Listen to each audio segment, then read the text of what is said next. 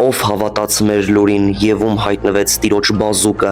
ահա նա մատխաշտունկի նման աճեց նրա առաջ, ծարաված հողից ելած արմատի նման։ Նա ոչ տեսք ուներ, ոչ էլ վայելչություն, որ նրան նայեինք, ոչ էլ այնպիսի տեսք, որ ցանկանայինք։ Անարգված եւ մարդկանցից մերժված, նա վշտերի մարդ էր ու ցավերի ծանոթ, որպես մեկը, որից երես են դարձնում մարդիկ։ Նա անարգված էր եւ մենք նրա հանդեպ համարում չունեինք։ Իրավի, նա մեր ցավերը վերցրեց, մեր վշտերը կրեց։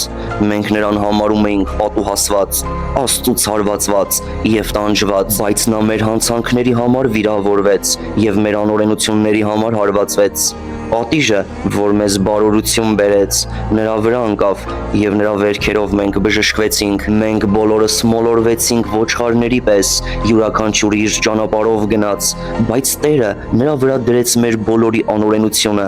Նա ճնշվեց ու չարչարվեց, բայց չբացեց իր բերանը, ինչպես մի գառ, որ մորթվելու է տարվում, եւ մի մունջ ոչխարի պես, որ կանգնում է իրեն խուզողների առաջ, այնպես էլ նա չբացեց իր բերանը։